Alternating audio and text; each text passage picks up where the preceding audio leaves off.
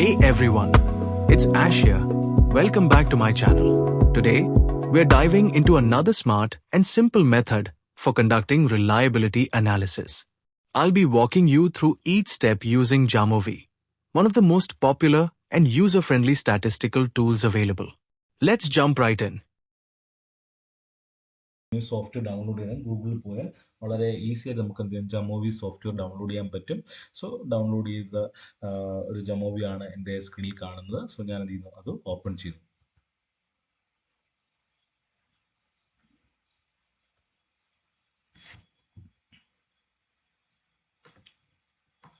Okay, ജമോവി എന്ന software നമ്മൾ open ചെയ്യുമ്പോൾ ഇതേപോലെ ഒരു വിൻഡോ ആണ് നമ്മൾ ഓപ്പൺ ആയിട്ട് വരുന്നത്. സോ ഇതിലെങ്ങനെയാണ് റിലയബിലിറ്റി അനാലിസിസ് അല്ലെങ്കിൽ റിലയബിലിറ്റി ടെസ്റ്റ് നമ്മൾ ചെയ്യുന്നതെന്നാണ് പറയാൻ പോകുന്നത്. ഓക്കെ, അതിനുവേണ്ടി നമ്മൾ നമ്മുടെ ഇവിടെ നിങ്ങൾ കാണുന്നുണ്ടാവും 3 ലൈൻസ് കാണുന്നത്. അതിൽ ക്ലിക്ക് ചെയ്യുക. ആ ക്ലിക്ക് ചെയ്യുമ്പോൾ new, open, save as, export എന്ന് പറയുന്ന 3-4 ഓപ്ഷൻസ് ഉണ്ട്. ഓക്കെ, സോ നിങ്ങൾ ടൈപ്പ് ചെയ്ത് കൊടുക്കുകയാണെങ്കിൽ ന്യൂവിൽ ടൈപ്പ് ചെയ്ത് കൊടുക്കുക. അല്ല, ഓൾറെഡി നിങ്ങളുടെ ഒരു ഡേറ്റ സെറ്റ് ഉണ്ടെങ്കിൽ അത് ഓപ്പൺ ചെയ്യും. ഇപ്പോൾ എൻ്റെ ഓൾറെഡി ഒരു ഡേറ്റ സെറ്റ് ഉണ്ട്, ഞാൻ എന്ത് ചെയ്യുന്നു, അത് ഓപ്പൺ ചെയ്യുകയാണ്. ഓക്കെ, സോ ബ്രൗസ് ചെയ്യുന്നു.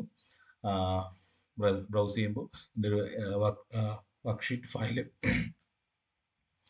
ഫയൽ അവിടെ ഉണ്ട്. ഞാൻ എന്ത് ചെയ്യുന്നു, അത് ഓപ്പൺ ചെയ്യുന്നു. സോ ആ വർക്ക്ഷീറ്റ് ഫയൽ എന്ത് ചെയ്യും, ഇവിടെ ഓപ്പൺ ആയിട്ട് വന്നിട്ടുണ്ട്. സോ നിങ്ങൾ കണ്ടാൽ അറിയാം എന്താണ് അതിനകത്ത്. ജെൻഡർ ഉണ്ട്, ഏജ് ഉണ്ട്, എഡ്യൂക്കേഷൻ ഉണ്ട്, സെയിൽസ് മെത്തേഡ്സ് ഉണ്ട്, അതുപോലെ എന്താണ് work, sales quarter 1, quarter 2. So ഞാൻ ചെയ്യാൻ പോകുന്നത്, ഞാൻ പെർഫോമൻസ് എന്ന വേരിയബിൾസിനകത്ത് 4 കൺസ്ട്രക്ട് ഉണ്ട്. PR1, PR2, PR3 and PR4. അതുപോലെ എന്താണ് ട്രെയിനിങ് എന്ന് പറയുന്ന വേരിയബിൾസിനകത്ത് 4 കൺസ്ട്രക്ട് ഞാൻ ക്രിയേറ്റ് ചെയ്തിട്ടുണ്ട്. TR1, TR2, TR3 and TR4. Then അതുപോലെ നോളജ് 4 കൺസ്ട്രക്ട് ഉണ്ട്, സ്റ്റേറ്റ്മെന്റുകളുണ്ട്, അല്ലെ ഐറ്റംസ് ഉണ്ട്. അതുപോലെ എഫിഷ്യൻസിക്കകത്തും 4 ഐറ്റംസ് ഉണ്ട്.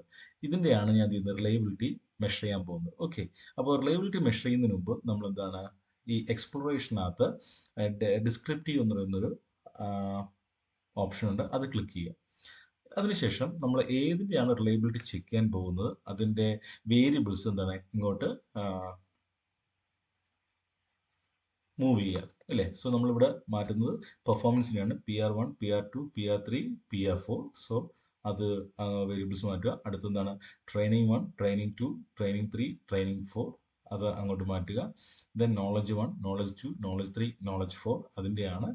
ദെൻ അത് കഴിഞ്ഞ് efficiency 1, efficiency 2, efficiency 3 and efficiency 4 ആണ്. അത് അങ്ങോട്ട് ഷെയർ ചെയ്തു.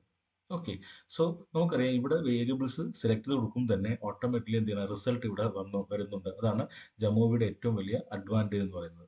SPS അങ്ങനെ കുറച്ചുകൂടെ യൂസർ ഫ്രണ്ട്ലി ആയിട്ടുള്ളൊരു സോഫ്റ്റ്വെയർ ആണ് ജമോവി എന്ന് പറയുന്നത്. ഓക്കെ, സോ നമ്മൾ അടുത്ത സ്റ്റെപ്പ് എന്ന് പറയുന്നത് നമ്മളിവിടെ നോക്കുക, നമ്പർ റെസ്പോണ്ടൻ്റ് ആണ്.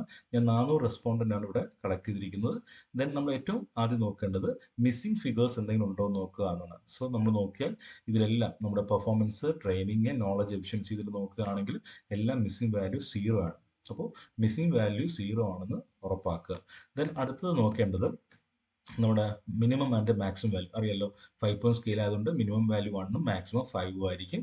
ദെൻ നെക്സ്റ്റ് ഏറ്റവും ഇമ്പോർട്ടൻ്റ് ആണ് സ്റ്റാൻഡേർഡ് ഡീവിയേഷൻ. സ്റ്റാൻഡേർഡ് ഡീവിയേഷൻ 0 ആവാൻ പാടില്ല. 0 ആയാൽ അതിനർത്ഥം നിങ്ങൾക്ക് അറിയാം എന്താണെന്നുള്ളത്. സോ 0 ആവാൻ പാടില്ല. സോ അങ്ങനെ എന്തെങ്കിലും ഉണ്ടോ എന്നൊന്നും കൂടെ എന്താണ് ഒന്ന് ചെക്ക് ചെയ്യുക. ഓക്കെ, ഇതിനകത്ത് അങ്ങനെയൊന്നുമല്ല എന്ന് ഉറപ്പ് വരുത്തിയതിന് ശേഷം മാത്രമേ നമ്മൾ എന്ത് ചെയ്യൂ, റിലയബിലിറ്റി അനാലിസിസിലേക്ക് പോകും. സോ റിലയബിലിറ്റി അനാലിസിസ് ചെയ്യുന്നത് നമ്മൾ ഫാക്ടർ എന്ന ഐക്കണിലാണ്. അത് ക്ലിക്ക് ചെയ്യുമ്പോൾ തന്നെ റിലയബിലിറ്റി അനാലിസിസ് വരുന്നുണ്ട്. അത് ക്ലിക്ക് ചെയ്യുക.